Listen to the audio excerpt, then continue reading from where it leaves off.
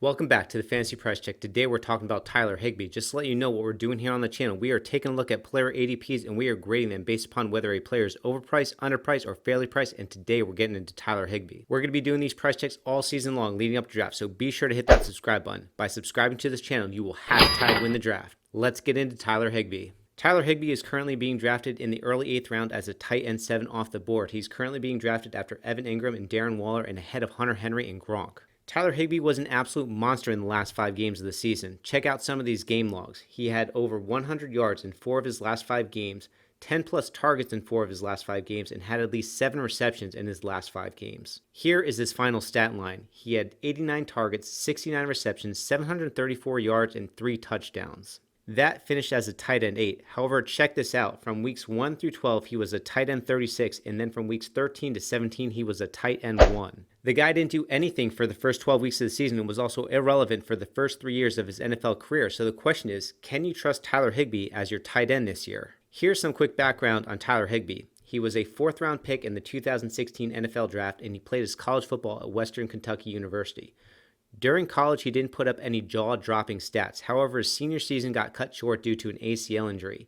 Then, just weeks before the NFL draft, he got arrested for an assault, which may have hurt his draft stock. Higbee doesn't appear to me as a guy that has top-notch speed. However, he is a big guy with great hands. He is 6'5", 255 pounds. His catch rate of 78% ranked 5th among tight ends, and his true catch rate of 95% ranked 3rd. He also ranked 4th among tight ends in yards per pass route. The concern I have about drafting Higbee is that the guy did absolutely nothing for his first 3.5 years in the league, and then all of a sudden has 5 monster games. Looking at his snap counts, he had roughly 50 to 70% of the snaps through weeks 1 through 12, and then in his last 5 games, he was seeing 90 to 100% of the snap share. He went from getting 30 to 40 snaps per game to 60 to 80 snaps per game.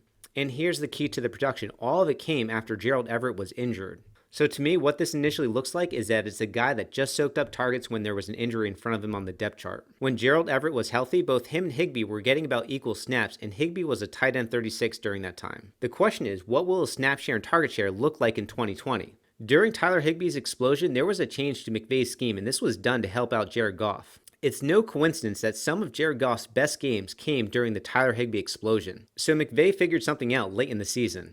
Jared Goff had a QB rating of 98.6 in his last 5 games, and in the 3 previous games before that, his QB rating was under 70 in each game. And in the second half of the season, the Rams were running more 12 personnel and were targeting the tight end more often. And that's something that should not change this year. With Brandon Cooks traded to the Texans, the Rams will likely continue running 12 personnel and continue targeting the tight end. The Rams ran 12 personnel 11% of the time in the first half of the season and ran 12 personnel 30% of the time in the second half of the season.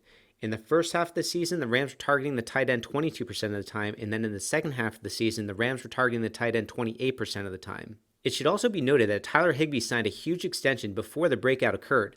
In September of 2019, Tyler Higbee signed a 4-year, $29 million deal. So it's clear that the Rams knew that they had something in Tyler Higbee before the breakout occurred. I'm still a little hesitant to draft Tyler Higbee though. I don't want to rely too much on a 5-game sample size, but I wouldn't be surprised if Tyler Higbee continues to see this massive target volume. Although Higbee will take the lead on this Rams depth chart, we haven't seen it produce with a healthy Gerald Everett. Tyler Higbee is a guy that I may be avoiding in the draft because I think he is being a little overdrafted. I would be happy with him as my tight end in round 9, but people are reaching into round 7 and 8 to grab him. I see the potential in Tyler Higbee, however I think that there are safer options a few rounds later in the draft. But the upside is huge if he continues to get hyper targeted. If Tyler Higbee finishes with the same type of stat line this year, he's just going to be drafted 1 spot ahead of where he finished last year. But if he continues to see 7 to 10 targets per game, he has top 5 upside. I think a stat line of 115 targets, 85 receptions, 900 yards, and 5 touchdowns is within his range of outcomes, and that would finish as a tight end 7 based upon last year's finishes. And that's currently where he's being drafted right now, so I think that you're drafting him at his ceiling. Based upon that projected stat line, Tyler Higbee is fairly priced. Tyler Higbee has the potential to finish inside of the top 5 with his monster target volume. However, I view it as a slightly risky pick because we've only been given a 5-game sample size, and I think that there's better values later in drafts like Hayden Hurst and Mike Gesicki. And if you want to check out their price checks, I'm going to throw them right over there, so be sure to check those out. And I'll see you on the next one.